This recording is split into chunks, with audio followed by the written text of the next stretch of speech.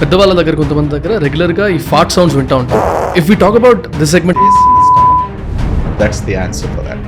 ఈ poop or motion కలర్ని బట్టి లేకపోతే దాని టెక్స్చర్ని బట్టి హెల్త్ ఎలా ఉంది లోపల అనేది అర్థమవుతుందా? ఎవరే గాడి కంగారు పడే అవసరం అవసరం లేదు. ఎప్పుడు మీరు భయపడాలంటే పాడ్కాస్ట్ చూడలేకపోతున్న వాళ్ళ కోసం వెరీ క్యూరియస్ బైట్స్ అన్నింటిని తీసుకొచ్చి ఈ క్లిప్స్ ఛానల్లో వేస్తున్నాం.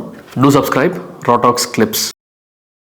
ఐమ్ సారీ, అంటే don't mind me asking like this. పెద్దవాళ్ళ దగ్గర కొంతమంది దగ్గర రెగ్యులర్గా ఈ ఫాట్ సౌండ్స్ వింటూ ఉంటాం, కానీ అక్కడ ఆనెస్ట్లీ స్మెల్ రాదు. కొంతమంది దగ్గర ఫాట్స్ నుంచి స్మెల్ వస్తుంది. అంటే if we talk about this segment as well, అసలు ఏంటి ఇక్కడ వినడానికి కొంచెం వింతగా ఉంటుంది, కానీ but definitely we should understand is what I thought.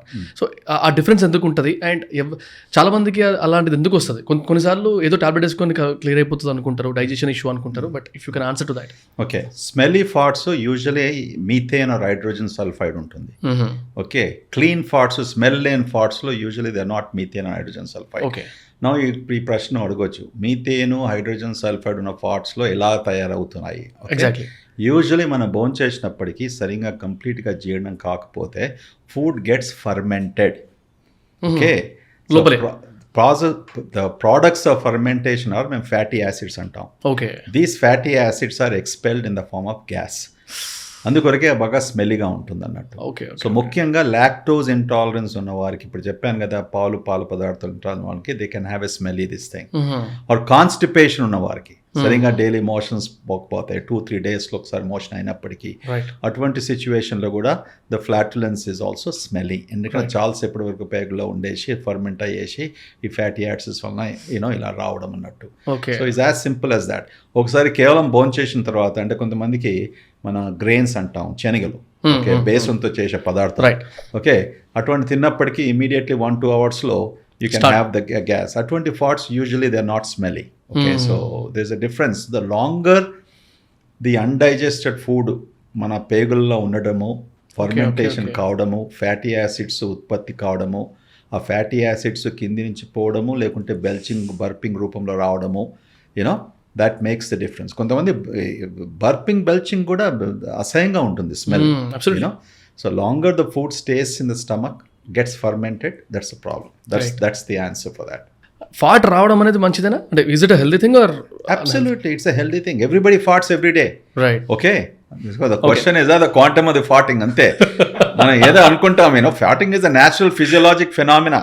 Correct? Right. So people think that is something very socially bad. Socially bad because you can't fart in your face. That is socially bad. So ఇంకేందంటే carbonated beverages, మన Coke, Sprite, ఇవంతా carbonated beverages, carbonated drinks ఉంటాయి కదా, దాంతో కూడా carbonated డ్రింక్స్తో కూడా మనకు flatulence రావడం, అటువంటి farts are clean farts if at all you call clean them. So that's the major issue. This is a normal physiologic process. Okay, ఎక్కువగా వచ్చినప్పటికీ అది ప్యాథలాజిక్ దిస్ థింగ్. అది ఎందుకు వస్తుంది అనేసి కేవలం మనం one is because most of the time మనం తినే పదార్థాల పైన, డైజెషన్ పైన ఉంది.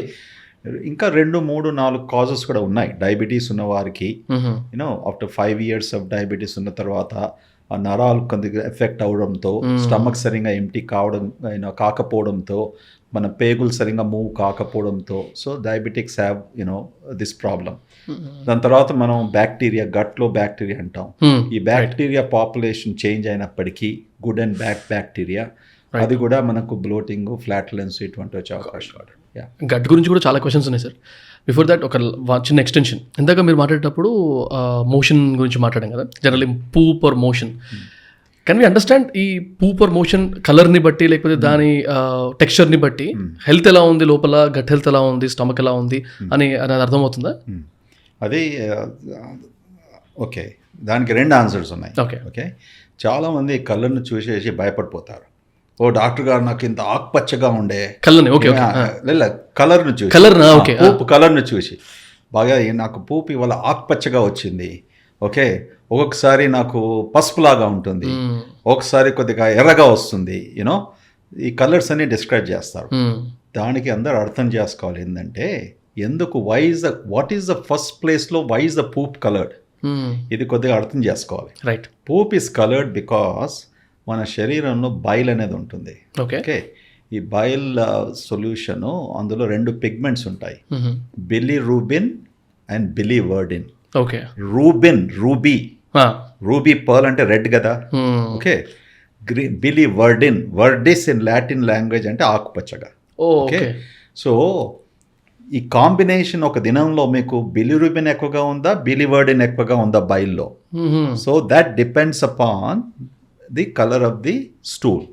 నౌ నువ్వు ఎక్కువ లీఫీ వెజిటబుల్స్ తిన్నావు, ఇవాళ బాగా నువ్వు ఒక ఇంత పాలకూర తినేసావు, దాంతో 4 చపాతీలు తిన్నావు, usually your stools can be little on the greener side leafy వెజిటబుల్స్తో. Okay. We're not eating enough leafy vegetables, కేవలం మీటే తీసుకున్నాం అనుకోండి. ఓకే. ఇటువంటి సిచ్యువేషన్స్ నార్మల్ ఎల్లో కలర్ ఉంటుంది, your bilirubin is higher. So birds, యానిమల్స్లు usually their stools are more greener. Yes. Because they make more biliverdin than bilirubin. ఇప్పుడు అర్థమైంది కదా. అందుకే ఎవరే గాడి కంగారు పడే అసలు అక్కర్లేదు. ఎప్పుడు మీరు భయపడాలంటే స్టూల్లో రక్తం కనబడప్పుడు, ఎర్రగా వచ్చినప్పుడు. అది కూడా మీరు బీట్రూట్ తినకుంటే, ఎవరైనా నువ్వు